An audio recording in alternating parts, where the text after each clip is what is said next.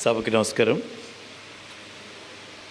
వేదికని అలంకరించినటువంటి అన్నయ్యలకి, ప్రధానంగా ఈరోజు అధ్యక్ష స్థానంలో ఉన్నటువంటి అన్నయ్య హేమచంద్ గారికి, అలాగే మా పెద్దన్నయ్య కేఎస్టి సాయి గారికి, కృష్ణేశ్వరరావు గారికి, ఊట్ల బుడ్డయ్య చౌదరి గారికి, మరి ఈ నన్ను ఆహ్వానించిన శ్రీనివాస్కి, ఈ కార్యక్రమాన్ని దాదాపుగా మార్చి నెల నుంచి ఎన్నో సందర్భాల్లో వేయాలని అంబటి మురళి గారు ఎన్నోసార్లు ఈ ప్రస్తావన తీసుకొచ్చిన, అది వివిధ కారణాల వల్ల పోస్ట్పోన్ అయ్యి ఈరోజు పెద్దన్నయ్య కోన గోవిందరావు గారి రచనలని ఒకసారి జ్ఞాపకం చేసుకుంటూ, ఆయన రచించినటువంటి నటించినటువంటి నాటకాలని మన ముందు ప్రదర్శించడానికి వచ్చినటువంటి కళాకారులందరికీ కూడా చేతులెత్తి నమస్కరిస్తూ, ఈరోజు బాపట్లలో నాటక రంగానికి, కవులకి, కవయిత్రులకి ఒక ప్రత్యేకమైనటువంటి స్థానం ఉందనేటువంటి విషయాన్ని ప్రతి వాళ్ళం కూడా మాట్లాడుకుంటుంటాం, చాలా గర్వంగా ఫీల్ అవుతుంటాం. దాంట్లో ఎంతోమంది కళాకారులు, రచయితలతో మాట్లాడినప్పుడు ప్రత్యేకంగా కొరపాటి గంగాధరరావు గారిని ప్రతి ఒక్కరు కూడా స్మరించుకుంటూ ఉంటాం.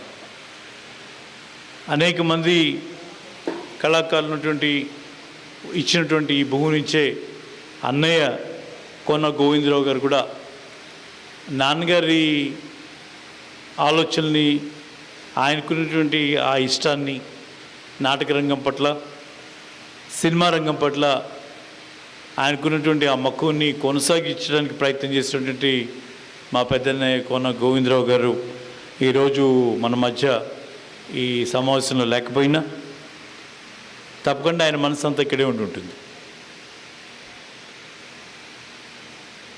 నాతో తోబుట్టు అయిన ఈ ఊళ్ళో చాలామందికి ఆయన అన్నయ్యే. చాలా ప్రేమగా మా మాస్టర్ అనిపించుకునేటువంటి వాళ్ళు ఎంతోమంది. నాన్నగారికి ఉన్నటువంటి ఆ టైమ్ ఆఫ్ హ్యూమర్ చాలా అన్నయ్యలో కనపడుతూ ఉంటుంది, సెన్స్ ఆఫ్ హ్యూమర్. చాలా మాట్లాడుతూనే అద్భుతమైనటువంటి జోకులు పేల్చగలడు. ఆ సమయస్ఫూర్తి కానీ, ఆయనకున్నటువంటి ఆ సెన్స్ ఆఫ్ హ్యూమర్ కానీ చాలా సరదాగా ఉంటుంది. ఆయనతో మాట్లాడేటువంటి ఆ సంభాషణ అదంతా కూడా. ఆ రోజులు పిఎల్ నారాయణ గారు, లేకపోతే దేవాన్నయ్య, అన్నయ్య హేమన్నయ్య, నాగభూషణ్ శాస్త్రి గారు, అది వీళ్ళందరూ మా చిన్నప్పటి జ్ఞాపకాల్లో, మా దేవ, చిన్నదేవ, వీళ్ళందరూ కూడా ఈ నాటకాల మీద ప్రదర్శిస్తే ఇదే టౌన్ హాల్లో చూసినటువంటి జ్ఞాపకాలు ఇప్పుడు కూడా గుర్తున్నాయి. ఆ రోజు ఆ ప్రదర్శనలో, ప్రత్యేకంగా రాజీనామా ప్రదర్శనలో, ఇందాకలా బుడ్డయ్య చౌదరి గారు చెప్పినట్టుగా ఆ చైర్మన్ కొడుకునితో మాస్టర్ని కొట్టించేటువంటి సీను ఎంతోమంది చేత కళ్ళు నీళ్ళు పెట్టించినటువంటి సీన్ అది. అటువంటి ఆ రోజు నుంచి ఈరోజు రూల్స్ ఒప్పుకో అనేటువంటి నాటకం దాకా అనేక రచనలు, మరి అనేక ప్రయోగాలు చేసినటువంటి అన్నయ్య, మరి నాన్నగారి ఆయనకున్నటువంటి ఆ కళ, ఆ పిపాసకి ఈయన మరి కంటిన్యూ చేస్తూ ఆ రంగంలో తన శక్తి వంచన లేకుండా ఆయనతో కృషి చేశారు. ప్రత్యేకంగా ఈ వేదిక మీద అన్నయ్య కేఎస్టి సాయి గారి గురించి నేను చెప్పడం అనేది అది చాలామంది నాకన్నా గొప్పగా మాట్లాడగల వాళ్ళు ఉన్నారు అన్నయ్య గురించి. మేము కూడా ఈ 18-19 సంవత్సరాల్లో అనేక సందర్భాల్లో ఆయనతో పాటు వేదిక పంచుకునేటువంటి అదృష్టం మరి నాకు కూడా కలిగింది. ఆయనకి ఈ నాటక రంగంలో ఉన్నటువంటి ఒక ప్రత్యేకమైన స్థానం తెలుగు రాష్ట్రాల్లో, మరి ఆ గౌరవం బాపట్ల ప్రజలందరి గౌరవం.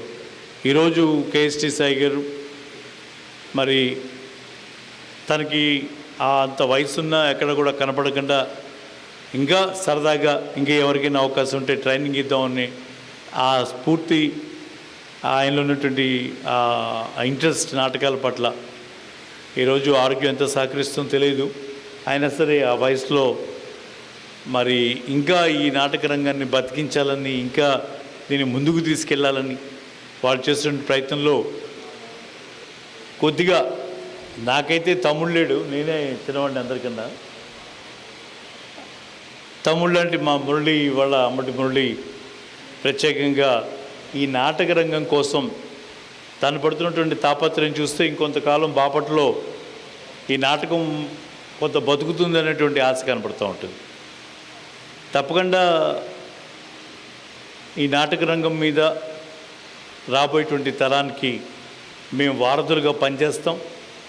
ఖచ్చితంగా రాబోయేటువంటి యువతరానికి మా వంతుకు ఈ నాటక రంగంలో ప్రోత్సహించడానికి ఎప్పుడు కూడా ముందుంటా అని చెప్పి తెలియజేసుకుంటూ, ఈరోజు కోనా ప్రభాకరం నాటక పరిషత్, వివేక సర్వీస్ సొసైటీ ద్వారా మనకి ఈరోజు ఈ 2 రోజుల ఈ కార్యక్రమం ద్వారా కోన గోవిందరావు గారు రాసినటువంటి ఆయన మరి నాటికల్ని, అటు రాజీనామా, రూల్స్ ఒప్పుకోవు, అలాగే లక్ష్మణ్ రేఖ దాటితే, అక్షింతలు అనేటువంటి నాటకాల్ని ప్రదర్శించడానికి వచ్చినటువంటి కళాకారులందరికీ కూడా మరొకసారి మా కుటుంబం తరఫున, నా తరఫున వారికి కృతజ్ఞతలు తెలియజేసుకుంటూ, నాటకరంగ అభిమానులు ఇవాళ ఒక పక్క ఎప్పుడు వర్షం వస్తుందో తెలియదు, ఏం ఉంటుందో, నాటకం ఉంటుందో లేదో అన్నట్టుగా మరి